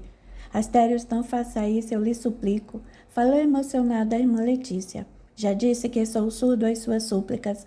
As súplicas são próprias dos fracos e eu não gosto de gente fraca. Não, Astérios. As súplicas são próprias daqueles que amam e que sofrem, quando aqueles a que amamos estão cometendo erros irremediáveis. Olhe, existe alguém aqui que deseja vê-lo. Ninguém deseja me ver, e nem eu desejo ver ninguém. Astérios, olhe para quem acaba de chegar. Não posso olhar, tem muita luz e sofro de fotofobia. Está bem, então não olhe para ela, escute apenas o que ela tem para lhe dizer. Astérios, que alegria vê-lo aqui, disse a voz clara e branda do espírito que acabava de chegar. Esta voz, mãe é você? Sim, meu filho, sou eu, estou aqui para buscá-lo. Mãe, você me abandonou? Gritou Astérios. Não, meu filho, sempre estive perto de você. Como perto de mim se eu jamais a vi? As suas escolhas, meu filho. colocaram um profundo abismo entre mim e você. E isso desde os tempos de capela. O mau uso que você fez de seu livre-arbítrio fizeram com que você fosse exilado para a terra e assim aumentasse a distância entre nós. Mergulhei nos vales profundos das regiões umbralinas onde você vivia. Quando eu encontrei, eu podia vê-lo, mas você não me via. Estive com os nossos amigos superiores e supliquei por você, mas eles me disseram que nada poderiam fazer se você não cooperasse, e você não estava cooperando. Disseram-me que me restava orar por você, e é isso que eu tenho feito até agora. Mãe, você já falou demais. Vá embora daqui, não me torture mais. Não sem você. Como não? Não vê que a sua luz me incomoda? Estamos separados para sempre. A luz e as trevas não podem conviver. Meu filho amado, ante aos olhos de Deus não existem castigos eternos nem afastamentos definitivos. Basta que você peça perdão pelos seus crimes e se disponha a refazer um longo caminho na direção dos mundos maiores. Não, minha mãe, sou miserável, meus crimes não têm perdão. Todos os crimes podem ser perdoados, porém antes de conseguir o perdão divino, deve perdoar a você mesmo. Liberte-se das algemas da culpa para que livre possa receber o perdão maior. Não, não, mãe, não me acene com falsas promessas. Deixe-me continuar minha vida como tenho feito até hoje. Esta é a única vida que conheço, e por mais que seja sofrida, é a vida que tenho. Vá embora, deixe-me nesta escuridão, pois é ela que me sustenta e me ampara. Filho, você está insano. As trevas são a ausência da luz, e por isso a ninguém podem amparar. Houve um silêncio breve entre Astérios e sua mãe.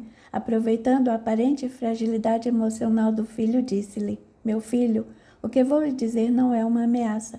Os espíritos perseverantes no mal por longo tempo e que albergam em seu seio a revolta contra Deus e o desejo de vingança contra o próximo sofrem um sério desgaste no perispírito, assumindo uma forma que lembra um ovo, daí serem chamados de ovoides. O corpo espiritual desses seres torna-se semelhante a pequenas esferas, cada uma um pouco maior do que um crânio humano. Seu estado é terrível. Alguns se assemelham a amebas que respiram em uma espécie de pântano, outros repousam aparentemente inertes, como uma geleia apodrecida.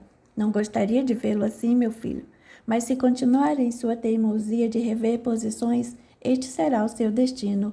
Esta é a coisa mais contraditória que já ouvi, falou Astérios. Contraditória porque, ora, vocês vivem falando em um Deus de amor, um Deus que perdoa não sei quantas vezes, e esse mesmo Deus criou esta tortura para castigar os espíritos que não concordam com ele. Não, meu filho, Deus não criou os ovoides. Tornar-se um deles é uma escolha dos espíritos. Veja o seu caso. De fato, você poderá se tornar um, mas não pela vontade divina, porém pela sua própria vontade. Arrependa-se, peça perdão a Deus por seus muitos erros, mostre-se disposto a recomeçar, e um novo caminho abrir-se-á à sua frente. Vamos, meu filho, decida-se.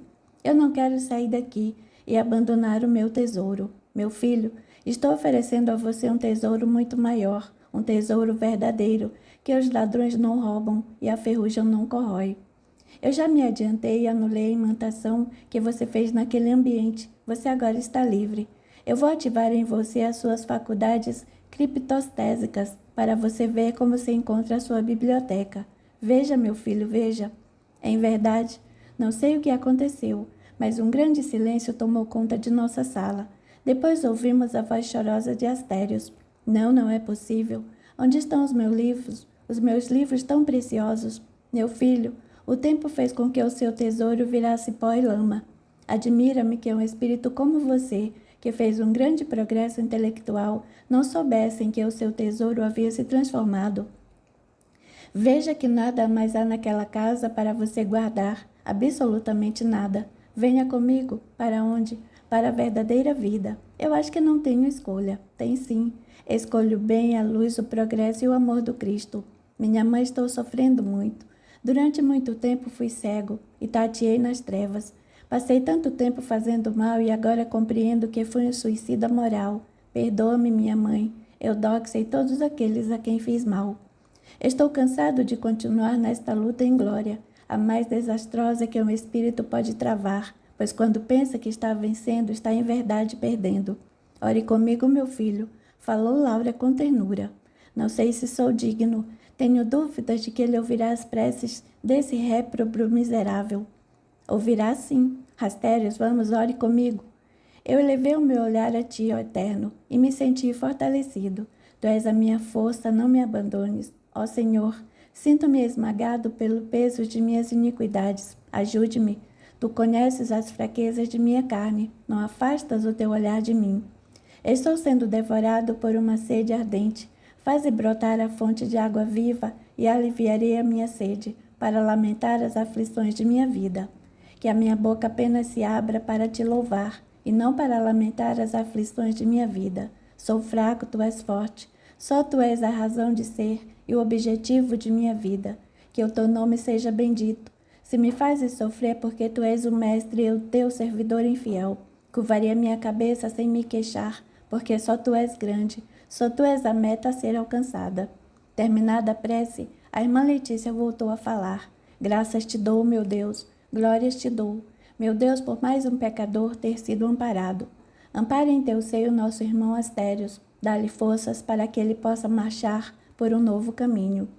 Irmã Letícia, Astérios foi vencido? Perguntou meu tio Abílio. Não, meu amigo.